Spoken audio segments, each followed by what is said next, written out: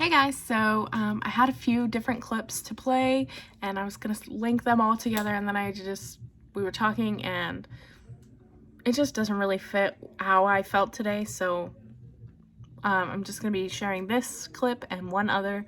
And Rich suggested that I just say the things that I'm thankful for today, and I like that idea just because, I mean, everything that I did today, you know, although it was positive for me, it doesn't really reflect like just what I witnessed and saw today. And we're going to talk about that a little bit pretty vaguely in the next clip. But I am grateful, yeah, for just being able to be at home and having my family, and also like just working on our business.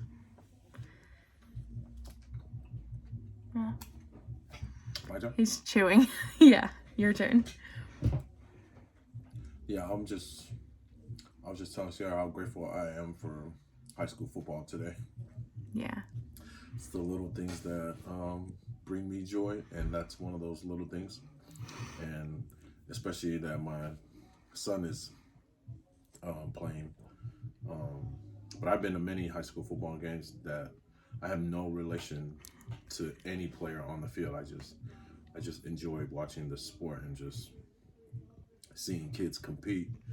Um, and yeah, I'm just a big fan of the sport, and just something as little as that can bring me joy and help me to have a good day, and just reminds me of just little things that we should just be thankful and grateful for, that brings us happiness, Yeah. of some sort. And I think the more we have little things like that that brings us joy, then we'll have less experiences with those kinds of incidents that Sierra was a witness to. So Yeah, and I think another thing that I'm grateful for after hearing you talk is just level-headedness, I guess. Like, and I wouldn't say I always have level-headedness, but just the fact that I can, even when I'm furious, I think that I can navigate between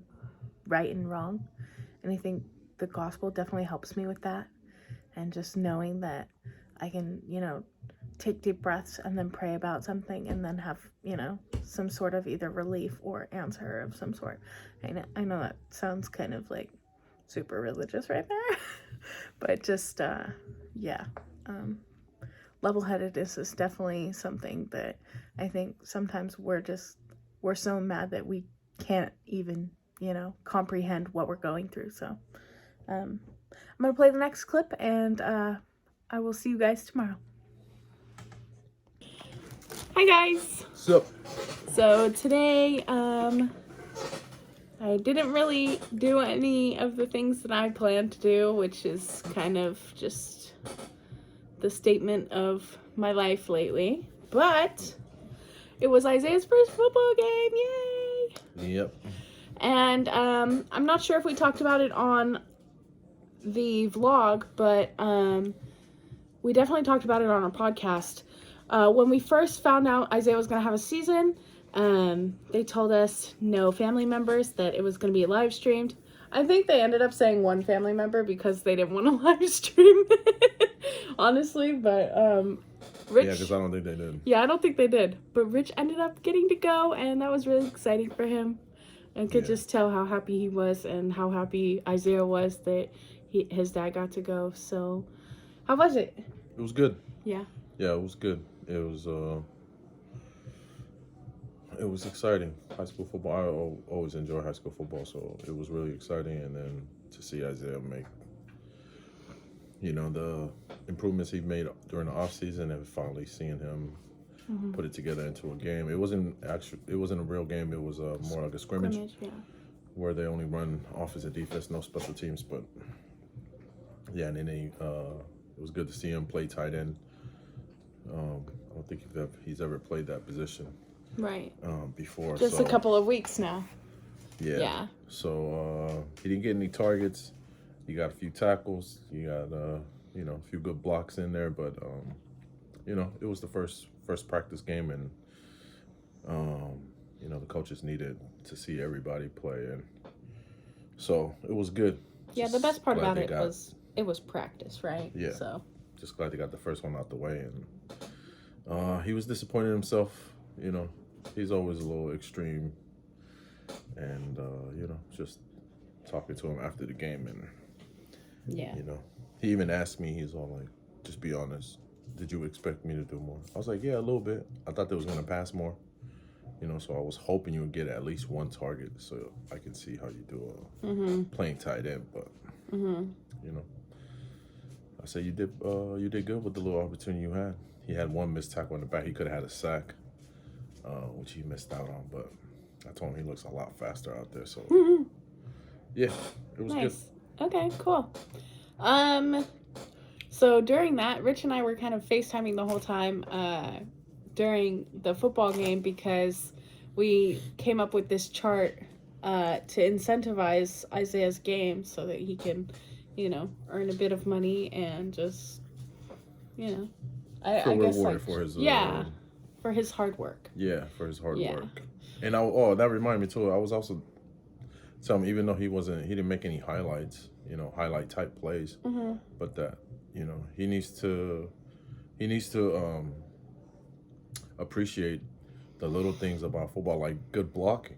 He had a lot of good blocks, I think like 8 key or 9. blocks. Yeah, well, not only like a good block as far as staying with his man the whole time, sustaining the block, but also key blocks where the play is to his side, so his block was crucial to the play having a success or Right. good yardage. And he had like 2 key blocks on 2 touchdown plays. So, you know, I told him I told him that, you know, when he asked me the question, obviously he was like kind of thinking about, you know, maybe he had felt a little pressure. Right. So I told him, I said, you know, you just gotta know that I'm a football fan, so I appreciate those little things too. Yeah, You know, not just yeah. the highlight plays. Like his boy Angel, you know, Angel that we Yeah. talk about. Yeah, he made a nice highlight play. It was a big hit. Yeah. But I told him I used them as an example. I said, how many like key plays did Angel have though? You know, I don't really remember him having too much besides that one highlight play. You know, so you know, in football, it's just more. It's not just about highlights. It's about every play. It's about making, you know, key things. So Yeah. Yeah. Okay, cool.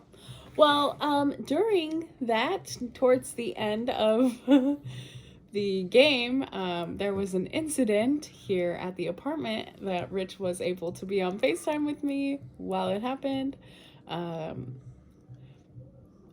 It's hard for me to explain, like, without saying any names or anything, like, just apartment numbers or anything like that. So basically, a couple of our neighbors got into it. Yeah. It's been brewing for months. Probably for a couple months Yeah. at least. Who knows? Maybe longer than that. But Probably.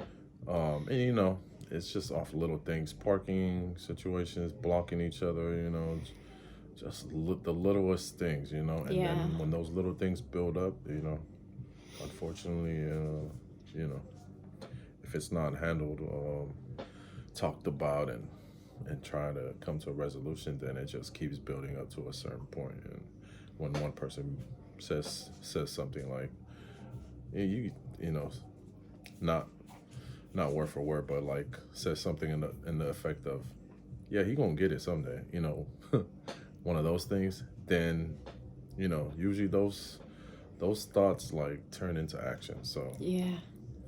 it was just a situation that just kept brewing and got like really, really violent. And Really, Sierra really saw violent. it firsthand. And we have this curtain over here, right here. This one was up, and we have a really good view of the street, and the street is where it started. And I saw the entire thing, and I just keep replaying it in my head, like, oh my gosh, you know, I reacted. I was like, oh my, I was shaking, and just like I was stunned. Like I didn't think that this would ever happen, and it's like, I think it taught me a lesson today. Just that, you know, like Rich always tells me, like, you never know who's gonna act on something, like something you think is small, Yeah. But you never know. It could be something huge that, or they're having a bad day or whatever, and they just Exactly. snap. Yeah. And I never really realized that until I saw it firsthand today. Like, Yeah, especially the person that acted out in violence with a baseball bat. Um, he's like in general, he's a really cool dude. Like within this apartment complex, like everybody likes him. My kids like him. Like he's always saying hi to everybody and just friendly dude. And yeah, sorry, I'm gonna grab Sammy. He wants out. He needs to drink water after dinner. Yeah, I mean, yeah. So sometimes it's very unexpected for yeah. certain individuals, and I'm pretty sure right now he's sitting where he's sitting. He's probably in jail, so for sure he regrets it. Just Yeah. knowing the type of person he is, and yeah, it's just sad. Well, it was actually him and his son who both went after the The other guy. and yeah, it was with the baseball bat, and it just obviously there were definitely hits in there, and it was all of the guy's kids saw his wife, his mom, his dad. It was really, really sad, and just they were all crying like the entire time, like asking him to stop. And I just think, like, how you told me, like, I think some people they just switch, and then there's no sense even thinking, like, they just don't have any sense in them. It was that kind of moment, and I really hope that it doesn't stick with me very long. But I'm grateful that I learned a lesson from it, and I hope that they both can learn a lesson from this. Like, maybe just to be kinder people and forgiving, definitely. Patient. But also really just knowing, like, that people can be pushed to their edges, and that we have to be cognizant not only of our own feelings, like thinking this is a minor thing, but just how someone else could be feeling about it after you continue to antagonize and all these other things. So yeah, I've definitely learned that today, and I won't be honking at people when I drive anymore. Oh, we'll see. Yeah, it just reminded me also of something that we met with the sister missionaries this weekend. Mm-hmm. We had a lesson, and it's always a good session with them. And one of the things that the sisters, actually, it might have been 2 sessions ago, but I'm just reminded that one of the things that the sisters told us was sometimes it's not about who's right; it's just about what is right. So yeah. That was, I think, almost 3 sessions ago. But, it's easy to say now, both we're calm right now, but, in the heat of the moment, man, it's like you just want to get your point across, you want to, you think about all the many times that this person's been wrong, and then, you kind of justify certain things at the moment, but, it's just good daily practice just to, take deep breaths and, do what you gotta do to be calm, and just try to be more solution related than you know, causing issues. Well, I told Rich, I was like, okay, it's time to move. I can't be caught living here, man. This is too much for me. I was like, yeah, we gotta go somewhere where I don't ever have to see nothing like this. But I was serious, though. That was serious. I really don't want to live here. But I guess we didn't want to live here before this incident. It's just, but I really don't now. Like, I don't want to get hit with a baseball bat when someone gets mad at me. But to be truthful, Rich told me when we first moved in, he's like, "Hey, we live in the ghetto. Like, you can't be calling the cops on people." He told me, and like, I be hearing dogs cry, want to call the animal control. Can't do it, because they gonna know it's me. Yeah, and it's not just and the ghetto is it's such a tight space, It's just the space is limited, and it's definitely limited when you live in an apartment complex. Mhm. And you know, when it's tight like that, it's everybody's is in each other's business unintentionally. Like you can hear the screen. Like if they were arguing next door, we hear the whole thing. You know, and that's just goes for everybody. So we're all in each other's business unintentionally. You know, so to that effect, it's like we're like a big family, but like you know, so in that sense, like you don't really just kind of get your family in trouble. You know, you try to work it out as best as you can. That's why you try to get to know people. You know, and I feel like for the most part, we know everybody pretty Mhm. good. Probably the apartment one. It's just like a high and by. Mhm. Um, and apartment four. It's probably a high and by, but almost all the other apartments, like you know, we every time Sierra makes banana bread and we have a bunch that we can't get rid of, we just pass it out to people, and you know, I don't know. I think for the most part, we're pretty cool with everyone, and everybody's Yeah. pretty cool with us. And even though we don't really talk very much to the other apartments, we've given them banana bread too and had, conversations and things like that. So, it really just depends And I think we're sometimes. pretty understanding too. Like the Yeah. parking lot, if Sierra ever Yeah. like documents our parking lot, it's really a tight space. So if you're not parked in each apartment has one parking spot, and almost all of us has multiple cars. So when we have cars or we have visitors parked just out in the parking lot, they're blocking someone. So you know, obviously if somebody's trying to move, they have to move, and Mhm. you know, it's just Mhm. an understanding thing sometimes too. Like it's a Well, tight space, you know. yeah, and It's if not gonna be perfect. you're not like a, 5-star world-class forklift driver like Richard over here, you can't, maneuver your way around a car. Yeah, So they always say Rich has handles. yeah. I Because mean, he always be knowing how to move the car into our spot, whether there's 5 cars in this little driveway or none. So, yeah. I mean, yeah. but he's also more understanding. Like, if it were me and I pulled up, I would just get out of the car and let Rich take care of And it. sometimes we pull up. There's our Mhm. neighbors are in our spot, and it's just a simple like honk or just to see who it is and move the car, and that's it. Mhm. And other people, It's like honk, will honk, honk, flip. honk, honk, honk, honk, Like, honk. I'm calling the tow truck. yeah. So So yeah. yeah, it's understanding and just but uh, I think Sarah could agree that the more we've gotten to know our neighbors, the more we're like, I don't know, we're just cool with them. Like we will let some things go just because we know them. Like yeah.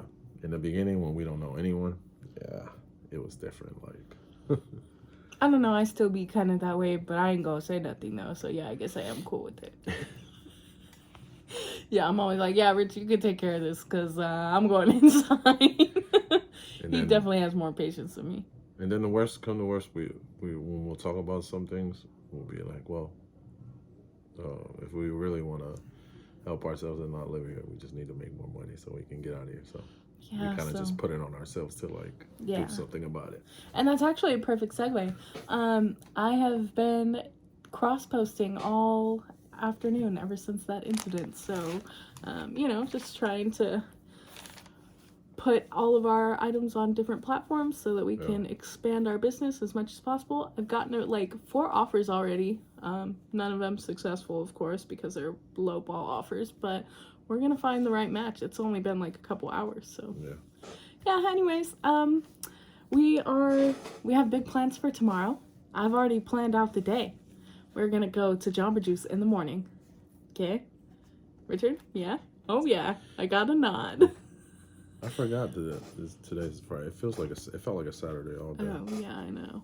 Every day feels like a Saturday when you don't have a job. I love it. So then we're gonna go to Plato's because they're having a 90% off. Yay! And I'm really excited. A different Play-Dohs from the last one. Yeah, we were kind of disappointed with the grab bags. Kinda. Yeah, really disappointed, but it's okay. Anyways, tomorrow's a new day, new Plato's, 90% off, and yeah, so Sierra will try to do the banana bread before we go. nah. To be honest with you, I've been telling Rich I'm going to do the banana bread today. I'm going to do the banana bread today, like 3 days today in she a even row. wrote it down. I did, and I was doing all this eBay stuff, got caught up in the thing. I couldn't stop thinking about this incident that happened, and it just ended up being like 12 o'clock. And I said, okay, I'm going to do part of it. I put the bananas in a freezer bag and put the bananas in the freezer. That's part of it, though. Like, at least I didn't let the bananas go to waste, Like, I just am not in the mood to make banana bread, That's like a warm and fuzzy feeling, and I really don't have that feeling right now. And if I were to bake right now, it wouldn't be with love, so. He's like, okay. You do have to, like, be in the mood to bake with love, right? If there's no love, it won't taste like love. Yeah, makes sense. Yeah. So, why did you do that? What? With your little wide eyes. I'm just trying to stay more awake. Oh, I just thought you were like, okay. Oh, yeah. Anyways, I will talk to you guys tomorrow.